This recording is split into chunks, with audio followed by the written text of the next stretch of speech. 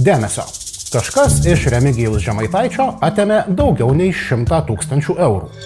Ir mes žinome, kas tai padarė. Nes tai padarė jis pats. Taip, supratote teisingai. Remigijus Žemaitaitis pats save nuskurdino.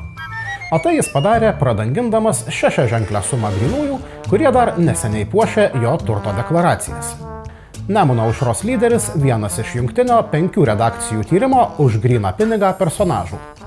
Žemaitaičių susidomėjome iš mokesčių inspekcijos gavę duomenis, rodančius, kad politikas deklaravo turintis net 214 000 eurų grynais.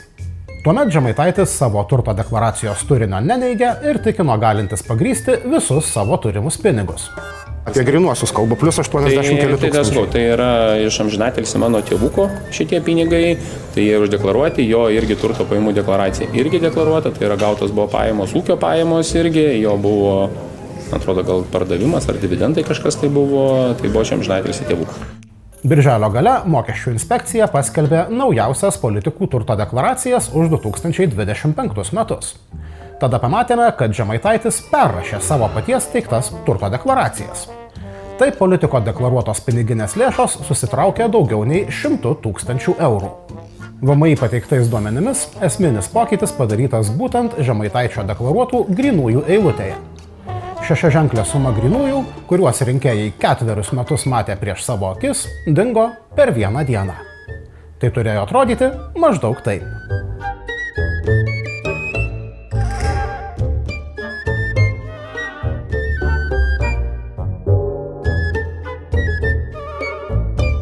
Reikšmingai sumažinot grynųjų kiekį. Taip. Gal galite paaiškinti, kodėl? Todėl, kad buvo klaida padaryta. Kokia klaida? Klaida deklaravime buvo su banko pinigais ir grynais sumaišyti. Jie pas jūs atskirai buvo. Sudėta buvo į bendrą, o realiai atskirai buvo. Bet kad pas jūs banko pinigai nebuvo kažkaip koreguojami, tik tai grynais. Todėl, kad banko pagal banko ir grynus pinigus buvo sudėta į vieną ir buvo deklaruota. Tai buvo klaida. Na, kad įprastai jie yra atskiriami tie pinigai. Tai sakau, klaida. Ar jūs turėjote tos grynuosius pinigus, kuriuos iš pradžių deklaravote ir paskui sumažinot?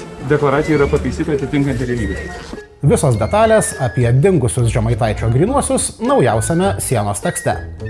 Prisijunk prie Sienos bendruomenės. Nepamiršk paspausti like ir subscribe. Taip padėsi mūsų turiniui pasiekti daugiau žmonių ir nepraleisi naujų Sienos tyrimų.